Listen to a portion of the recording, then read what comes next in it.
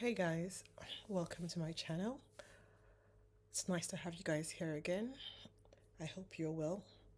Please do not forget to follow, subscribe, like, and share. So, today we're going to talk about a trending topic that has been trending for about a week now in Nigeria.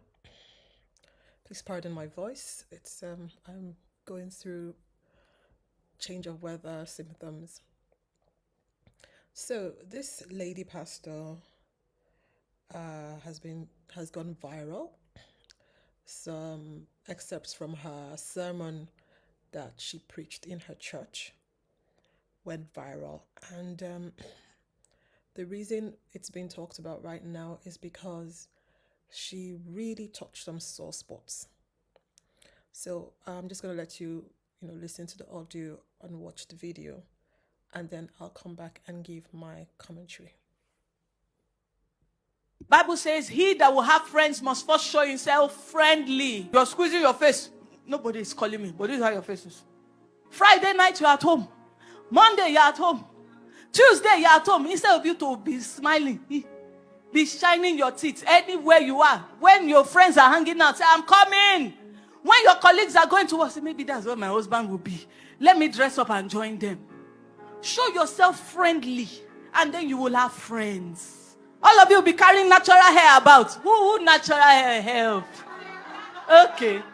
Better wear your wig. I be doing like this. And be flipping it. Go and spend that money on hair. Draw your brows. Buy lip gloss. Look good. Natural hair is not selling market. When you marry, you off your wig. Because you have entered. There's nothing they can do about it. But before you enter, don't be caught on fresh. Never. Package yourself well. I'm just spiritual. The guy will run. Where are you? Prayer meeting. Where are you going after work? Prayer meeting. Okay, what about this Friday? Prayer meeting. Oh, me, I'm a Catherine Coleman kind of woman. I'm wearing the mantle of Catherine Coleman. You will wear that mantle and be single. There is a time for everything.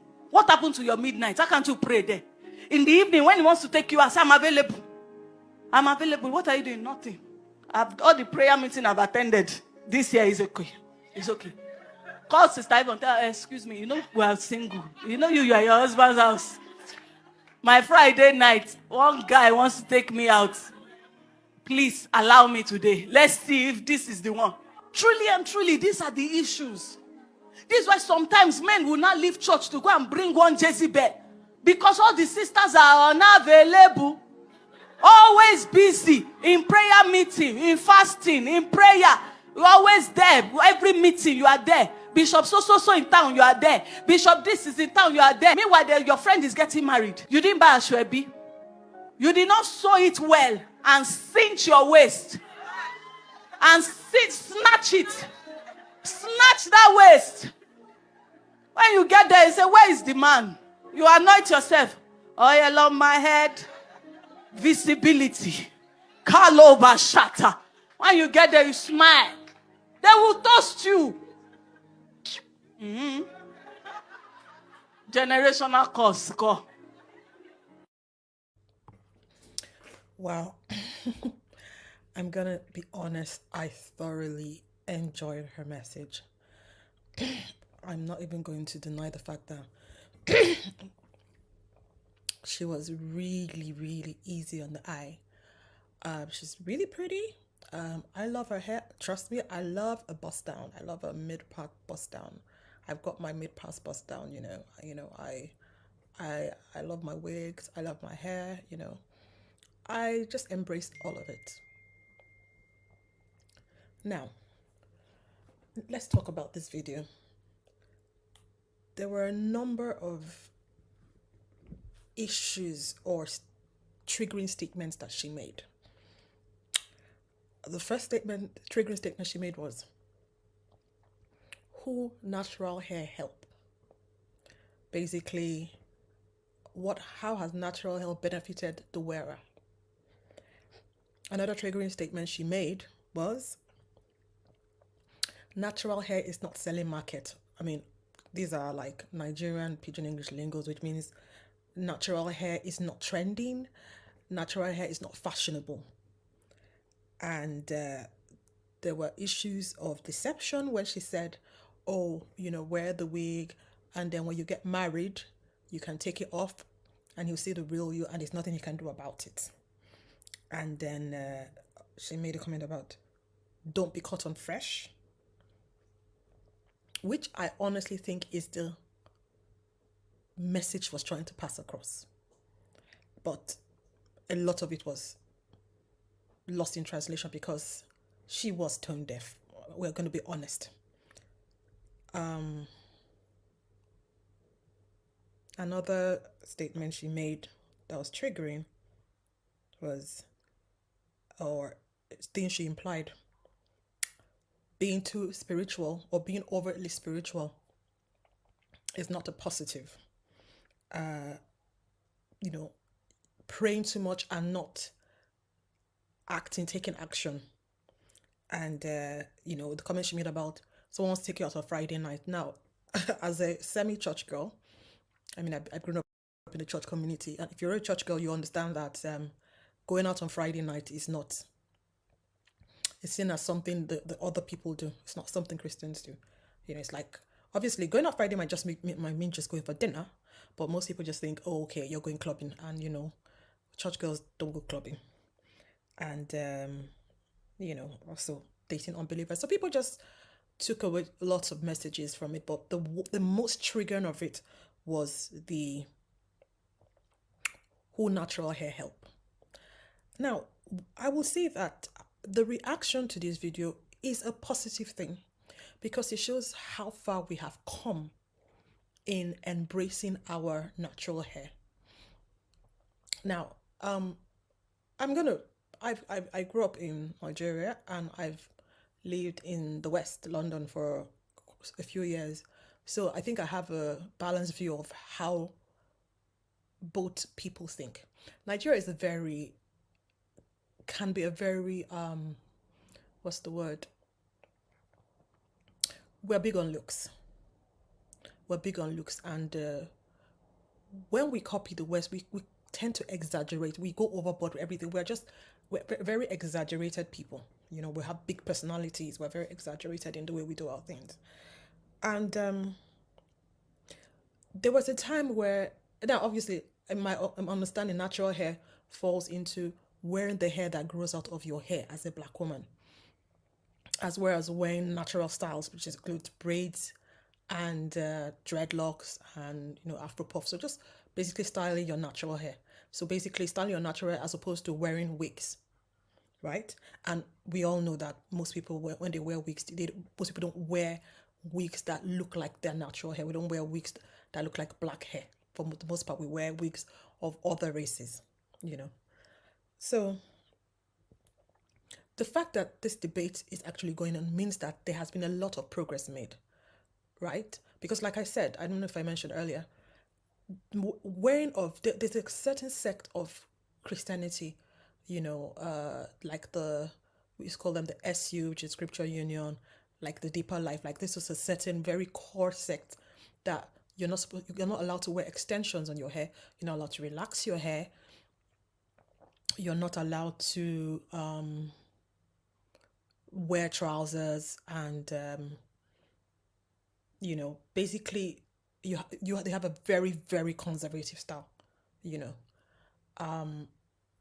So back then, these people were like sort of like easily identified because they always wore their natural hair, because besides them, very few people wore natural hair without extensions, as well as children. But now, when the whole natural hair movement started up in the West, and it filtered down, when natural styles and where the hair that grows out of our hair became, obviously when we also realized the dangers of wearing relaxers, and its connection to fibroid and a lot of reproductive illnesses, when of the hair that grows out of our hair and the appreciation became a thing. It was a movement. It became a thing. So it shows that, you know, we have embraced this. And my personal opinion, I felt like this. There were a few people who, you know, they embraced their natural hair. You know, they didn't care what anybody said. You know, it was part of their identity. But when I noticed this movement really, really catch on when lots of people returned from the diaspora back home, you know, and they came with this knowledge. So, I mean, you see someone who probably has an English accent, an American accent. You can tell that they grew out of the country, or they you know, they had the education, or they grew, you know, in the diaspora, or they and they're back home and they're wearing the styles, you know. So you kind of look up to them, like, okay, you know, these people are not unenlightened, you know, and you know, obviously with the internet and everything, is the knowledge of how to style our hair, how to manage our hair. So that's a positive. The fact that, you know, people are enlightened enough to understand the importance of us wearing our natural styles as an identity. Now, my opinion about this video, like I said, I'm a church girl. Oh, well, semi church girl. I grew up, you know, I grew up in a church community for some time, so I understand how this woman is, from what I gathered, is she's got a ministry that is dedicated to single girls who are looking to get married. She's just giving tips, you know. And let us be honest. Quite a number of men have been socialized, conditioned to like to see wearing of wigs as being polished, in quotes. And obviously that's also because lots of people, or a number of people, really still don't understand how to manage and style the natural hair, as well as people not, you see, we have been conditioned over time to appreciate the European standard of beauty. So when we see ourselves the way God made us, we can't appreciate it because some other race has told us that our looks, our natural looks are subpar. And that is where the problem lies, you know. Yes, the statement she made, I would say, was out of ignorance. You know, she's tone deaf. She needs to be enlightened. She shouldn't have made such a statement. But we can't throw away the baby with the bathwater. She is talking to these women who are over spiritual to the point that they neglect their appearance, and they are not making any effort whatsoever. They are not being proactive when it comes to putting themselves out there so that they can meet, you know, somebody. Some people went on to say, oh, this is misogyny, this is, you know, making men seem like the prize. Let's not, you know, let's not lose the message, you know. A lot of people that are even making comments about this, a lot of people are actually married. At least the people I know who are making comments about this. You don't understand the plight of the girl who is out there, probably a little bit older, and has done everything that she thought was right, and she still can't attract, you know, a husband. And there's absolutely nothing wrong with wanting to be a wife or attracting a man. There's absolutely nothing wrong. You know, if we're trying to build family, we're trying to build wholesome families. So, you know, marrying the right guy, and then, which is what most church women want. They want to marry a godly guy and raise a family. But there's this disconnect, you know, because you're trying to do the right things and live for Christ and live this holy life. They don't seem to understand that men are visual. And because men are visual, I know for a fact a number, quite a significant number of Nigerian men like women wearing wigs.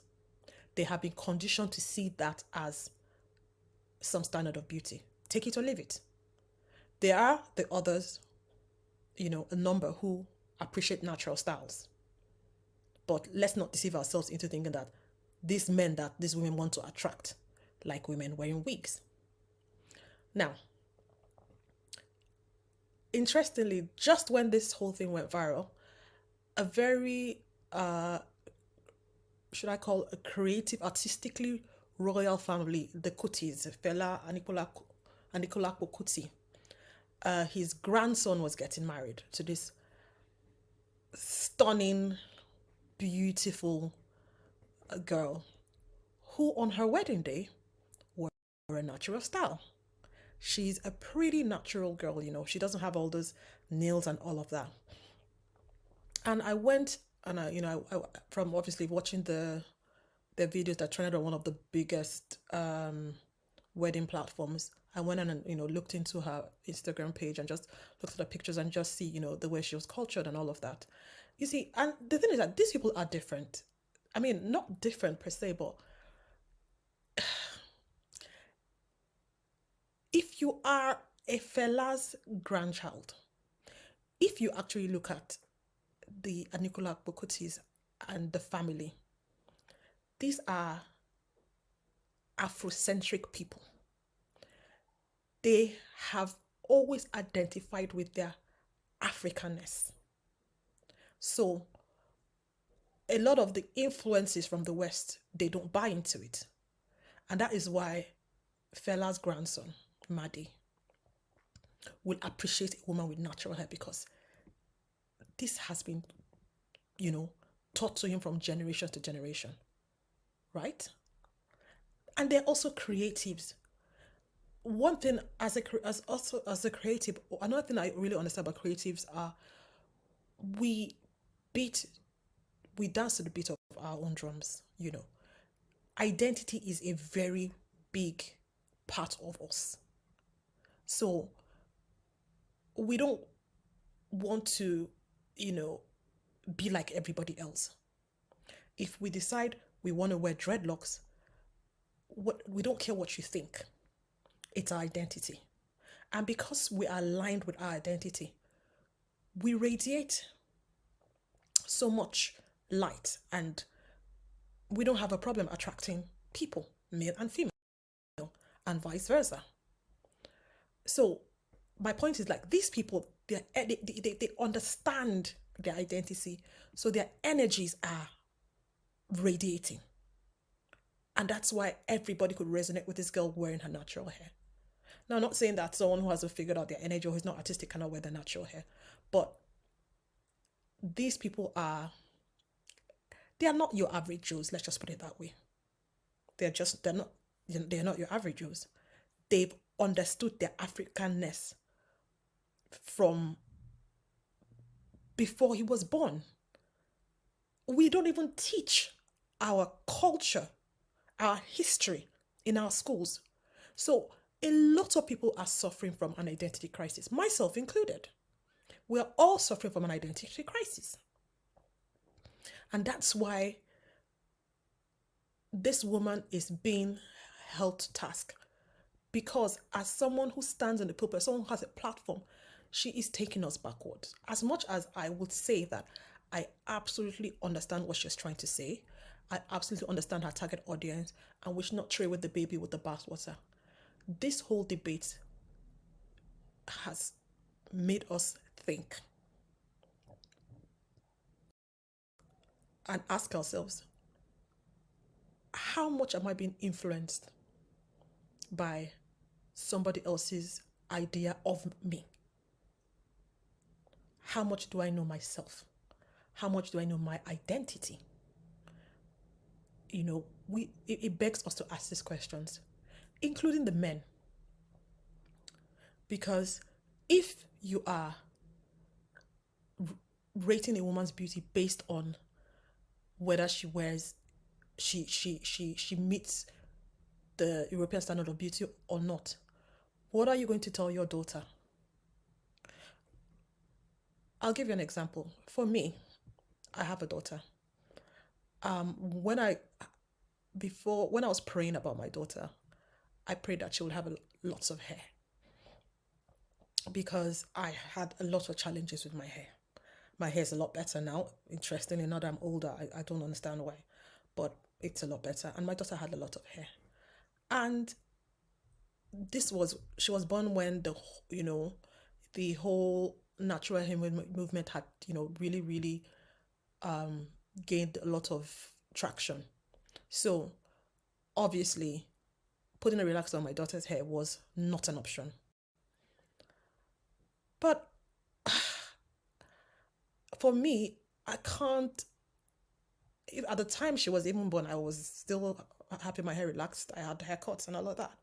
So, and my own natural hair, I have really, really, my hair is really soft and my curl pattern is, just a little bit loose. So my hair is very easy to manage, and I don't have, I have pretty fine hair, so my hair is a breeze. It's very low maintenance.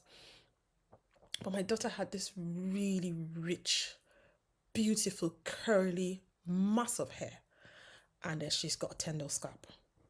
So styling her hair was a major challenge, a major challenge. It would have been a lot easier if she did not have a tender scalp up until today. This is like over 5 years now. She still cries even when you're trying to comb her hair. And I remember I was always so frustrated. Her wash day is 24 hours because I have to condition it to make sure it's so soft so that I'm able to detangle it without it hurting her.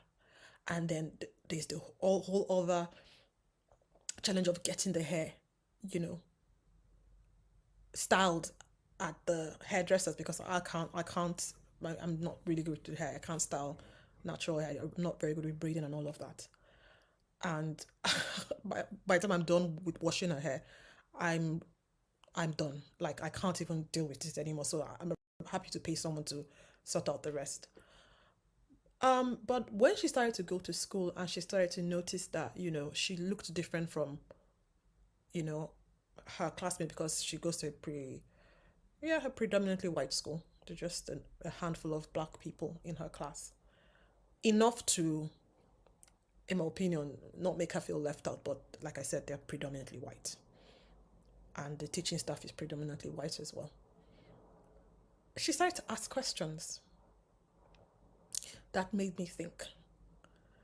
And, we had to have cold conversations about my wigs. You know, I had to make her understand that she's not supposed to say it out loud outside. Children, they don't know the difference. They just say their mind. She's not supposed to tell anyone, like, mention, oh, mommy, your wig is that. Like, you say mommy's hair, you don't say mommy's wig. And she just, children, they ask you really honest questions. And like, mommy, why don't you wear your hair? And so this year, it wasn't even really on purpose. I think my wigs they just needed, wigs are just expensive and high maintenance. Let's just not, delude ourselves. I had to send them back for, styling, washing, and, refilling and all that jazz.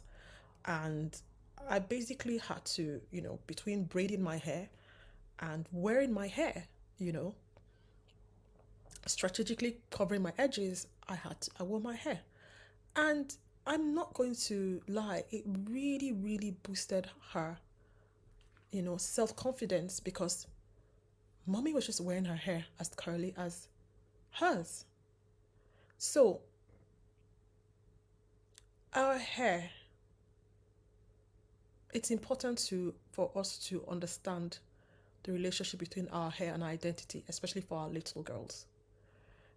Because it's all well and good if we're in Nigeria where we're all predominantly black. A lot of things just go under the radar. You can afford to be tone deaf but clearly you can't afford to be as tone deaf as we could be. But when your child is in the West, you have to understand the importance of reinforcing their identity. Because in the West, a lot of black kids go through an identity crisis.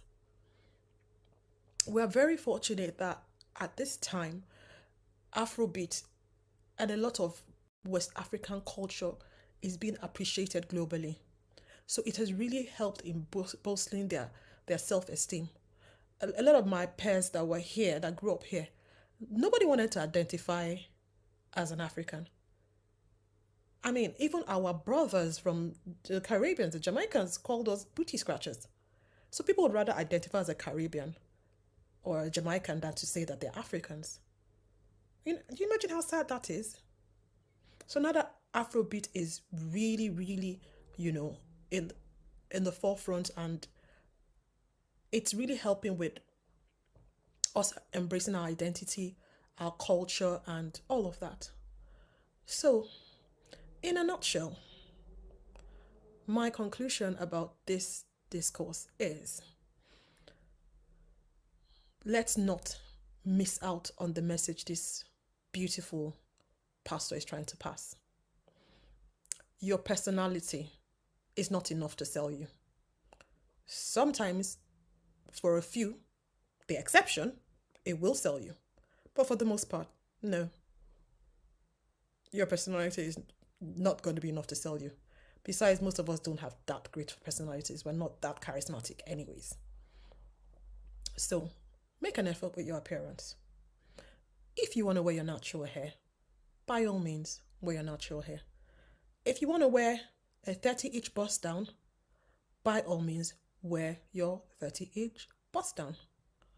But please don't be critical of other people's personal choices at the end of the day. And most importantly, when you're wearing your 30-inch bust down, I hope you have a strategy of how you're going to speak to your kids about identity. Because at the end of the day, I know, just like, what's that lovely lady? I am not my hair. I am not this, yada, yada, yada. Yeah, maybe we are our hair. Maybe at the end of the day, we are our hair. And like I tell my daughter, black people have got magical hair and magical skin. Black people are almost like demigods. It doesn't matter how we're being treated, we can sustain the heat, the scorching heat from the sun, because our skin is magical, made of magical melanin. Our hair is so versatile. It can be styled straight. It can be, trust me, one of the things I enjoy the most about being black is I can style my hair. Wearing the same style, kudos to those who do that. I can't. I just can't imagine. I can style my hair any color, any style. I can look like 100 different women in a year. And I just find that to be fun. So let's just embrace that. Embrace the fun and the joy in how we want to be identified with, how we style ourselves and all of that. And, at the end of the day, it's all one love. Finally, I've come to the end. I hope you enjoyed this discourse. Let me know what you think in the comment section. Do you think that she was tone deaf and she should not have stood on the pulpit to deliver such a message, knowing that, she has such a big platform and there's a chance that her message would travel to people who are not in her sect? Do you think she should apologize and correct that statement? Do you think it's up to us individually as parents to reinforce identity to our kids, or is it up to social media or other influences? And do you think her message makes sense and there's just been a lost in translation? Let me know in the comment section. Thank you for listening. Don't forget to like and subscribe. And I'll see you again. Bye.